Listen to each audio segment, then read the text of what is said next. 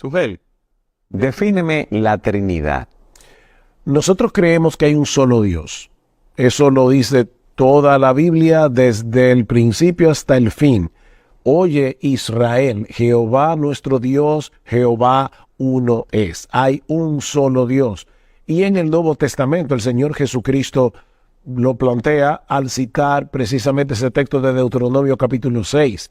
En 1 Corintios capítulo 8, Pablo dice, hay un solo Dios. O sea que nosotros creemos que hay un solo Dios.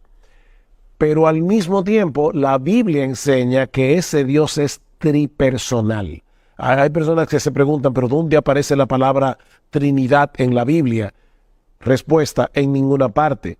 Pero el hecho de que la palabra teológica que se usa para señalar a ese concepto no aparezca en la Biblia, no quiere decir que el concepto en sí no esté en la Biblia. Nosotros decimos que la palabra de Dios es infalible, que la palabra de Dios es inerrante. ¿Aparece la palabra infalible, la palabra inerrante en la Escritura? No, pero Pablo dice en 2 Corintios capítulo 3, versículo 16, que toda la Escritura es inspirada por Dios y útil para enseñar, para redarguir, para corregir, para instruir en justicia. Si toda la Escritura es inspirada por Dios, exhalada por Dios, tenemos que deducir que la Biblia no tiene error, es inerrante. Tenemos que deducir y concluir que la Biblia no tiene fallas, es infalible. Pero los términos que estamos usando no están en la Biblia. La pregunta es si el concepto está. Y lo cierto es que la Biblia dice, el Padre es Dios, el Hijo es Dios y el Espíritu Santo es Dios. Y sin embargo, son tres personas en un solo Dios. Entonces, estamos hablando aquí de tres personas y una sustancia.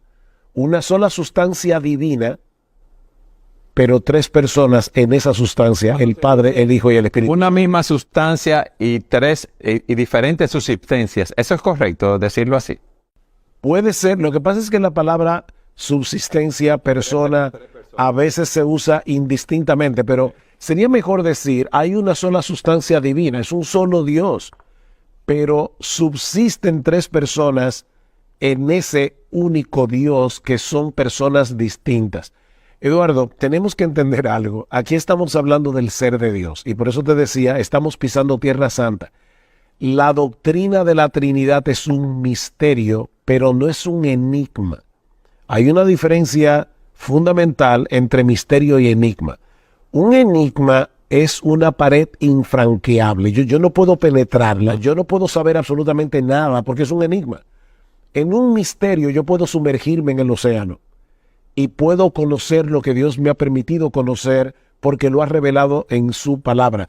Pero tengo que entender que escapa a mi finita comprensión, a mi mente finita, para poder entender este concepto completamente.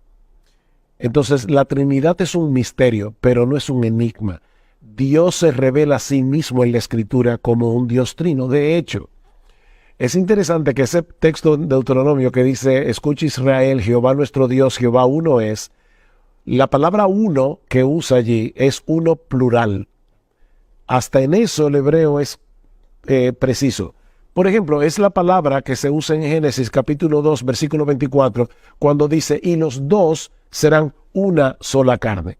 Pero siguen siendo dos personas, el esposo y la esposa, en una sola carne en el sentido de que el matrimonio los hace uno, pero siguen siendo dos. Bueno, lo que estamos diciendo es, Jehová uno es. En ese uno hay tres personas. Por eso nosotros vemos desde el principio de la Biblia, Génesis capítulo 1, a la Trinidad revelándose todavía en una forma incipiente, porque la revelación de Dios fue progresando, no cambiando, es la misma revelación, pero fue progresando según el entendimiento del pueblo de Dios a través de las eras. ¿Qué dice Génesis 1:1? En el principio creó Dios, Elohim, que es una palabra plural. Elohim creó, no dice crearon. En el principio creó, singular, Dios, plural, los cielos y la tierra. Y dijo Dios, ahí está el Hijo. ¿Cómo lo sabemos? Porque dice en Juan capítulo 1, En el principio era el verbo, la palabra. El verbo era con Dios y el verbo era Dios. Así que aquí tenemos al Padre, creó Dios los cielos y la tierra. Aquí tenemos al Hijo, la palabra a través de la cual el Padre creó todas las cosas. Y en el versículo 2 dice que el Espíritu del Señor se movía sobre la faz de las aguas. Así que comenzando a leer la Biblia, nosotros nos topamos con la Trinidad. Llegamos al versículo 26 y entonces dice, y dijo Dios, otra vez, dijo en singular, Dios Elohim, hagamos al hombre conforme a nuestra imagen, conforme a nuestra semejanza. Y así, Eduardo, yo te puedo citar. Hombre, conforme a mi imagen, conforme a mi semejanza. ¿Te acuerdas de la visión de Isaías en el templo? Isaías ve al Señor y dice que los querubines alababan a Dios diciendo, Santo, Santo, Santo, Jehová de los ejércitos, toda la tierra está llena de tu gloria. Y luego en el versículo 8, Dios le permite a Isaías escuchar una conversación donde Dios está hablando con Dios y dice, ¿a quién enviaré? Singular. ¿Y quién irá por nosotros? Y entonces dice Isaías, heme aquí, envíame a mí. Y luego viene un mensaje, ve a este pueblo y diles, de oído oiréis y no entenderéis, y viendo veréis y no percibiréis, etcétera. Ese texto de Isaías capítulo 6 aparece en Juan capítulo 12. Y en ese texto de Juan capítulo 12, Juan el apóstol dice explícitamente que Isaías dijo esto cuando vio su gloria, y estaba hablando de Cristo, cuando vio la gloria de Cristo. Así que es obvio que el Padre estaba en Isaías 6. Según Juan capítulo 12, es obvio que el Hijo estaba en Isaías capítulo 6. Pero no solamente eso, Eduardo. Al final del libro de los Hechos, el apóstol Pablo llega a Roma, se reúne con un grupo de judíos y les cita Isaías capítulo 6. Ve y dile a este pueblo, de oído oiréis y no entenderéis. ¿Sabe cómo Pablo introduce esta cita diciendo, bien dijo el Espíritu Santo por medio del profeta Isaías? ¡Wow! Así que en Isaías 6, otra vez, nosotros tenemos en una forma todavía velada, porque no teníamos toda la revelación de Dios que tenemos en el Nuevo Testamento, pero tenemos ahí al Padre, al Hijo y al Espíritu Santo. Así que la Biblia desde el principio revela que Dios es un Dios trino. Algunos dicen, pero es que eso es una mala matemática, porque 1 más 1 más 1 no puede ser igual a 1. Mira, el problema es que aquí no estamos lidiando con la matemática, aquí estamos lidiando con la revelación de Dios. Y yo tengo que creer lo que Dios me ha revelado de sí mismo, porque óyeme, Eduardo, y se lo digo a la persona que nos están escuchando, el que adora a un Dios que no subsiste en 3 personas, el que adora a un Dios que no es Padre, Hijo y Espíritu Santo, y lo digo de verdad con toda la sensibilidad que yo puedo, Eduardo, está adorando un ídolo. Ese no es el Dios de la Biblia. Ese no es el Dios que se revela en las Sagradas Escrituras. Esa persona se ha inventado otro Dios. No es el Dios del cristianismo. Y han surgido muchas herejías fruto de malas interpretaciones que no son conforme a las Escrituras. Cuando el hombre no acepta su limitación y no acepta que en la Biblia hay misterios que nosotros de este lado de la eternidad no podemos desentrañar, van a terminar buscando explicaciones humanas que no se corresponden con la revelación divina. Es lo mismo que pasa con la persona de Jesús. ¿Cómo podemos entender que Jesús es una sola persona con 2 naturalezas? Él es verdaderamente Dios y Él es verdaderamente hombre.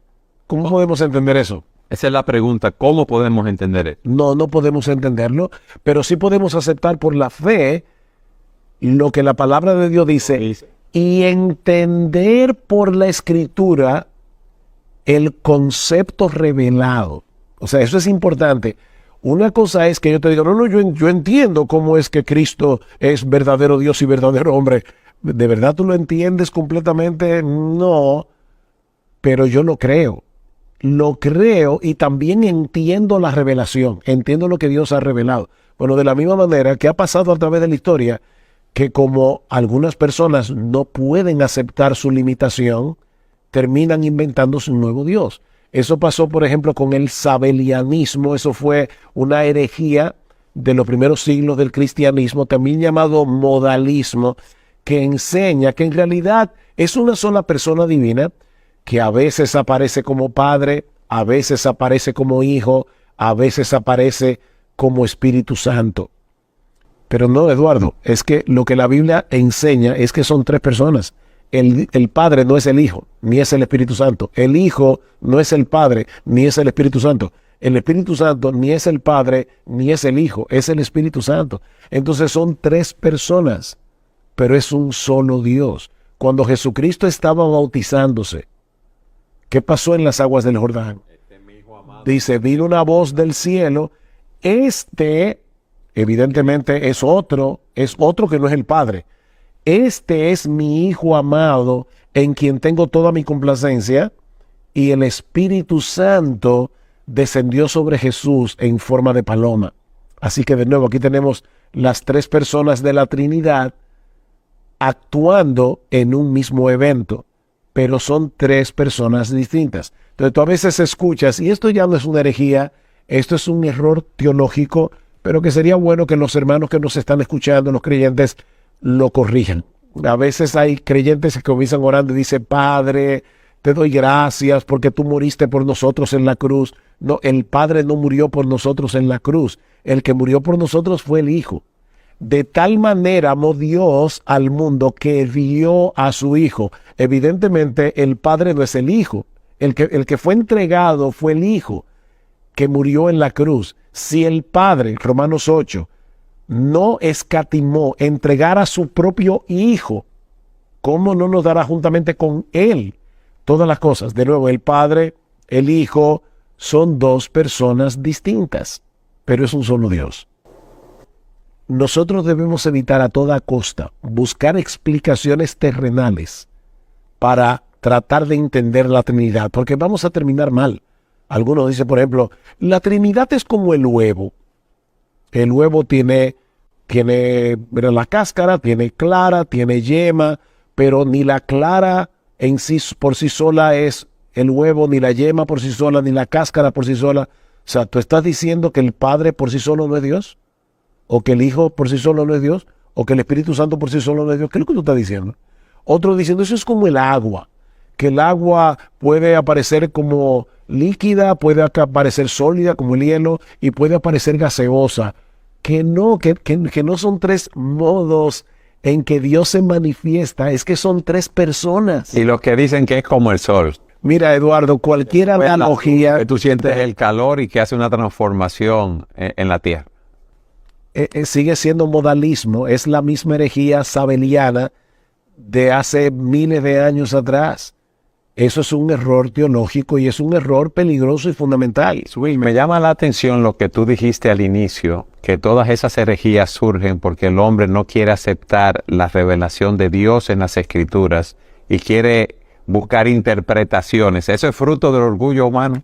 Sí, definitivamente. Yo acepto, porque hay que ser cuidadoso, ¿verdad? Nosotros no conocemos el corazón de todas las personas que enseñan estas cosas y puede ser simplemente que haya una mala exégesis, puede ser que haya ignorancia teológica, puede ser todo eso. Pero no puede ser, Sugel, tratando de demostrar sabiduría humana.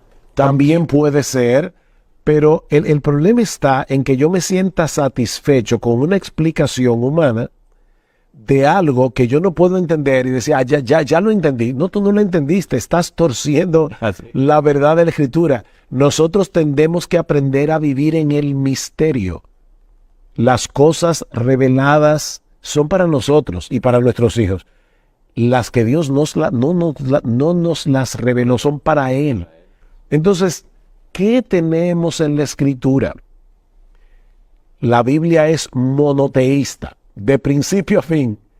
Nosotros no somos triteístas, porque no estamos diciendo que el Padre es un Dios separado del Hijo, que es otro Dios, y que el Espíritu Santo es otro Dios. Si quieres usar una fórmula matemática, no es 1 más 1 más 1, es 1 por 1 por 1. Son tres personas, pero subsisten en una sola esencia divina. Pastor, pero es que yo no lo entiendo. bienvenido al club. No lo entendemos, lo Esto es aceptamos un por fe misterio. y lo que vemos en la palabra. Pero ¿qué dice Dios en su palabra? O sea, la pregunta es, al final de cuentas, ¿a quién tú le vas a creer? ¿A tu intelecto o a la palabra de Dios? Ahora, yo no estoy diciendo que la fe cristiana sea irracional. Cuidado. No. La fe cristiana es suprarracional en el sentido de que usando la razón me lleva más lejos de lo que mi razón me puede llevar. Decía Dante Alighieri que la razón tiene alas muy cortas. En otras palabras, debemos ser seres racionales, pero no racionalistas. El racionalista dice, no, lo que yo no pueda probar por mi razón, yo no lo puedo creer. Eso no es verdad, Eduardo. Nosotros creemos un montón de cosas que escapan de mi razón, aunque yo la creo por mi razón. Si yo te preguntara ahora mismo, muéstrame tu amor. ¿Dónde está tu amor? ¿Tú amas a tu esposa, amas a tus hijos, amas a tus nietos? Te digo que sí, pero ¿cómo tú lo muestras? ¿Dónde está el amor? No puedes encontrarlo. Sin embargo, nosotros creemos que la gente ama. ¿Es el amor irracional? No. El amor es completamente racional. Pero mi razón no puede abarcar por completo todo el concepto del amor. No puede abarcar por completo todo lo que el amor es. ¿Dónde está tu amor? ¿Es en el hígado? ¿Es en el corazón? La gente dice, yo te amo con todo mi corazón, con el que bombea sangre. ¿O es una facultad del alma? El amor es una facultad del alma. Ajá, ok. ¿Dónde está el alma? Muéstrame tu alma. ¿Dónde está tu alma? ¿Dónde están las facultades de tu alma, el entendimiento, la voluntad? ¿Cómo es que tú decides cosas? ¿En qué órgano está eso? ¿Cómo es que tú tienes afectos? Entonces, aceptemos, mis hermanos, humildemente lo que no podemos entender y que eso no nos lleve a la duda, que eso no nos lleve a la incredulidad, sino a la adoración. Es mirar a Dios y decir, wow, Señor, es que tú eres tan grande. Es como siempre se ha dicho, qué bueno que Dios es más grande que nosotros. Porque si yo pudiera entender a Dios, Él es de mi tamaño. Y un Dios que es de mi tamaño no puede ser mi roca fuerte, no puede ser mi protector, no puede ser mi castillo. A mí me gustaría, como es un tema tan amplio y tan profundo, como tú decías al inicio, que es un océano tan vasto, que tú nos des una última aplicación de 1 minuto de la Trinidad. 1 minuto, difícil para ti, pero trata de hacerlo. Ok, miren, yo voy a hacer algo que yo nunca he hecho en este programa. Y es que normalmente uno dice algo y una idea y la completa. Yo te voy a decir, ojalá que tú puedas tomar papel y lápiz. Y como esto es un programa que hay personas que la ven grabado, tú puedes darle a stop a tu cosa, porque te voy a citar varias cosas y te voy a citar texto bíblico, pero no lo voy a poder leer aquí. Mira, la conversión cristiana es trinitaria. Tito capítulo 3, versículos 4 al 6. Dios el Padre nos eligió para salvarnos en el Hijo y fue el Espíritu Santo el que abrió nuestro entendimiento, abrió nuestro corazón para que nosotros pudiéramos creer en Cristo. El bautismo es trinitario, Mateo capítulo 28, versículo 19, en el nombre del Padre y del Hijo y del Espíritu Santo. El ministerio cristiano es trinitario, 1 Corintios capítulo 12, versículos 4 al 6. Se mencionan las 3 personas de la Trinidad una por una. La comunión cristiana es trinitaria, 2 Corintios capítulo 13, versículo 14. La devoción y la oración cristiana es trinitaria, Efesios capítulo 2, versículo 18. Nosotros oramos al Padre en el nombre del Hijo por el poder del Espíritu Santo. La unidad cristiana es trinitaria, Efesios capítulo 4, versículos 4 al 6. La perseverancia cristiana es trinitaria. Las 3 personas de la Trinidad están envueltas y obrando juntas para que nosotros podamos llegar hasta el fin. Judas capítulo 20, versículo 21. Ahí tienes varias aplicaciones prácticas de por qué esta doctrina es tan importante y esencial para la fe cristiana. Entiendo que las personas que nos siguen tienen una buena asignación, Sugel, porque solamente con tomar esos textos, estudiarlos, leerlos, meditar sobre ellos y orarlos, nos dará un mayor entendimiento. Así es. Gracias, mi hermano, por estar con nosotros. Un gozo de verdad poder hablar de un tema tan sublime y tan importante. Amén. Y gracias a todos ustedes por habernos acompañado en su programa Entendiendo los Tiempos.